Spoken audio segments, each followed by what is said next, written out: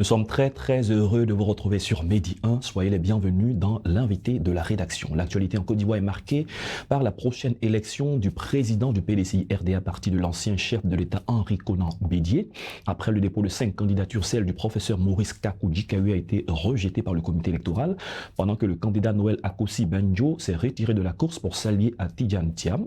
Qui sera donc le prochain président du parti au soir du 16 décembre? On en parle dans cet entretien. Nous avons le plaisir de recevoir Bli Marius parmi nous. Bienvenue sur notre plateau. Merci. Vous êtes historien et spécialiste du processus démocratique. On l'a dit tout à l'heure, l'actualité du moment, surtout au PDCI, c'est l'élection du prochain président du parti et c'est prévu pour le 16 décembre. Alors, il y avait plusieurs candidatures, au départ 5 candidatures. Quels commentaires sur ces candidatures? Or déjà, le premier élément qu'il faut noter, c'est qu'il y a quand même de la compétitivité au sein du PDCI. Ils ont observé qu'il y a un héritage qui est le parti. Et cette jeunesse, je vais dire, tous ces hommes politiques au sein du parti ont décidé de proposer un programme envie de gérer ce parti. C'est déjà une bonne chose. Et ce qu'on a remarqué, c'est que tous ces différents candidats sont quand même des leaders politiques, que certains partis politiques pouvaient même convoiter. Regardez, quand on a Thiam comme candidat, quand on a Djikaoué comme candidat, ils sont tous des gens qui peuvent gérer n'importe quel parti politique et ils se retrouvent au sein du PDCI en train de convoiter la chaise présidentielle. C'est déjà un élément fondamental qu'il faut noter. Deuxième élément qu'il faut noter, c'est que le PDCI s'exprime. Après le départ d'Henri Konan Bédié, on a cru que ce parti allait déchirer. Ouais. Mais contrairement à toutes ces observations qu'on a pu avoir, voici des hommes politiques, des cadres de ce parti qui disent que nous pouvons assumer l'héritage d'Henri Konan Bédié. C'est déjà une bonne chose. Donc, deux éléments. Premier élément, c'est qu'on a des leaders.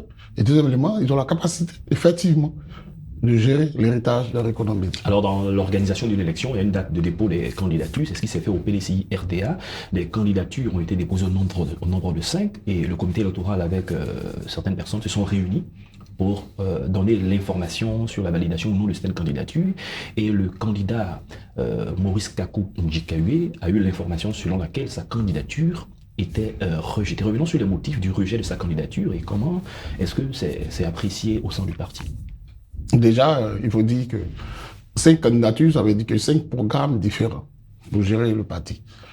Et 5 candidatures, ça veut dire que le comité électoral a la possibilité d'observer, selon les critères d'élection, selon le code électoral du PDCI, a la possibilité de valider ou invalider certaines candidatures, selon le code électoral du parti. Il s'est trouvé que la candidature de Djikaoué va être invalidée, non pas selon le code électoral du parti, mais selon les dispositions judiciaires du pays. C'est-à-dire, il est sous mandat de dépôt.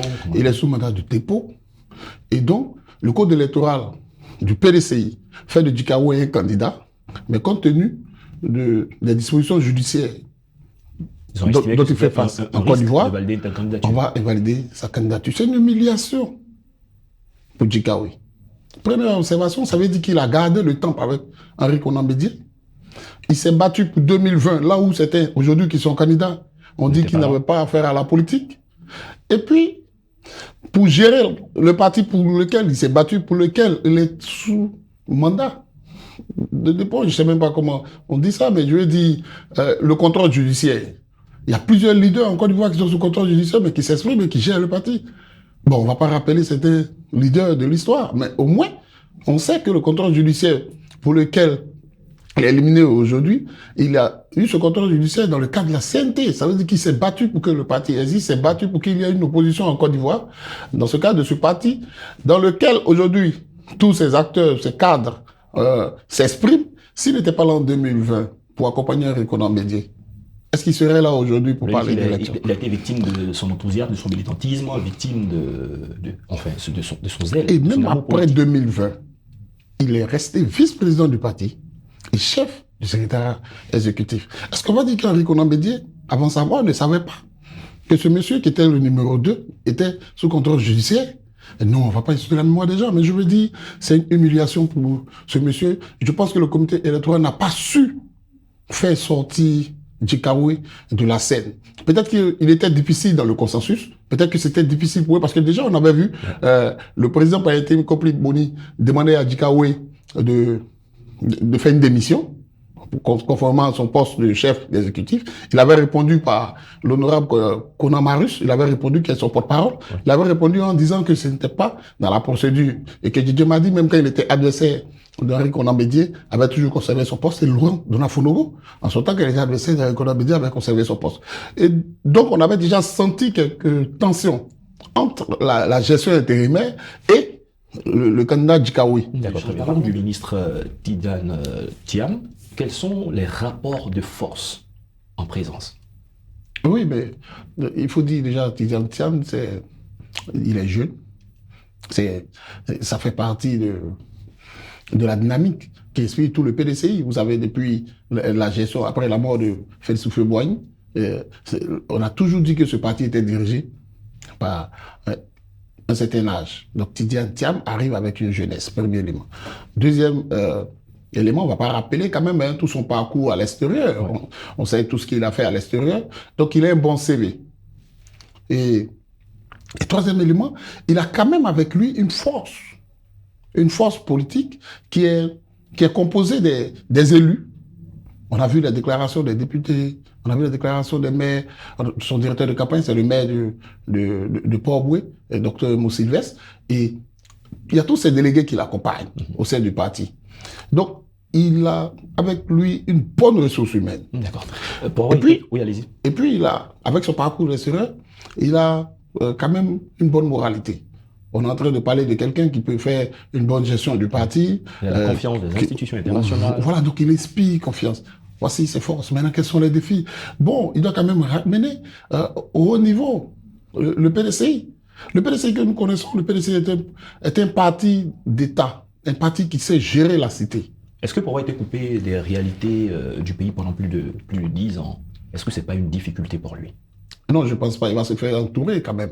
Il gère pas seul. Il arrive à la tête du PDCI. Il arrive à la tête du PDCI avec quand même un collège électoral qui l'accompagne, avec une équipe de campagne qui l'accompagne.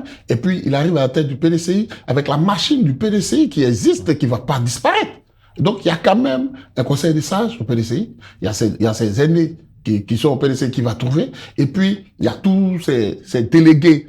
Il va pas les radier au premier jour qu'on appelle du pouvoir. Il va quand même collaborer avec tous ceux-là qui vont lui montrer la ligne. Et lui, c'est vrai, il va donner la vision, mais eux, ils vont l'accompagner, mais ils vont faire en sorte que le parti demeure. Donc, je pense pas qu'il sera quand même dépaysé de la chose du parti, mais je pense qu'il sera véritablement accompagné par tous ses élus, par tous ses collaborateurs PDCI qui le portent aujourd'hui. Face à lui, son principal challenger, le maire de Cocody, Jean-Marc Yassé, quelles sont lui aussi ses chances de remporter cette élection? Non, Jean-Marc Yassé, nous ne pensons pas que Jean-Marc Yassé va remporter ces élections. Nous pensons que c'est déjà de bonne guerre. Ça montre la dynamique jeune au sein du parti.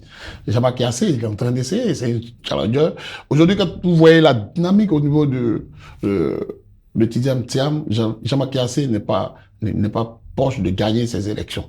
Mais c'est bon, quand même, que Thiam est un adversaire. Mais je pense qu'ils iront certainement au consensus. Ils iront certainement au consensus. Mais derrière, ça nous démontre que la famille Yassé a quand même sa part d'héritage. Mais comme tous ces leaders qui sont au sein du PDCI, comme Djikaoui l'a réclamé en posant sa candidature, comme Komoué l'a réclamé en posant sa candidature. Donc, ça veut dire que la famille Yassé existe toujours au sein du PDCI. Et c'est bon. Mais bon, nous, on ne croit pas sincèrement que Yassé puisse remporter ces élections. Est-ce qu'on pourrait compter avec le PDCI pour 2025 sur l'échiquier politique présidentiel? Oui, il faut compter avec le PDCI pour 2025. Mais pour battre le président Alassane Ouattara, ce ne sera pas un parti politique. Il va falloir avoir des alliances. Le PDCI a fait près de 300 voix, je crois, aux élections dernières. Ils sont sur le million d'électeurs exprimés, 300 voix. Donc, c'est pas sûr que le PDCI à lui seul puisse gagner ces élections de 2025. Il va falloir s'appuyer sur d'autres groupements politiques qui existent. Il va falloir aller en alliance. Mais vous voyez aujourd'hui, le RHDP se poursuit. Je dis bien se poursuit, donc le RHDP se poursuit en alliance. Ils vont vers des alliances pour pouvoir maintenir le parti au pouvoir. Donc le PDCI, pour pouvoir arriver au pouvoir, va falloir se joindre. C'est ce que d'ailleurs Tidiane Thiam fait. qu'avant de gérer le PDCI, il avait déjà créé un groupement d'amis à l'extérieur et autres. Donc, il est en train de créer une bonne dynamique au sein d'une jeunesse ivoirienne qu'il apprécie bien. Il a des collaborateurs, il a des amis sur tout l'étendue du pays qui l'accompagnent. Mais ça ne sera pas suffisant. Et nous aurons l'occasion, certainement dans la suite des événements, de pouvoir l'apprécier. Le prochain rendez-vous, c'est le 16 décembre pour l'élection du président du PDCI RDA. Et nous serons là certainement pour décrypter encore l'actualité et voir les perspectives pour 2025. Merci Blé Marius d'être passé sur notre plateau. C'est moi. Nous sommes à la fin de cette émission. Vous êtes historien et spécialiste du processus démocratique. Avec vous, nous avons parlé des élections au sein du PDCI RDA prévues pour le 16 décembre. C'est la fin de cette émission. Merci à tous de l'avoir suivi. Bonne suite de nos programmes sur Média.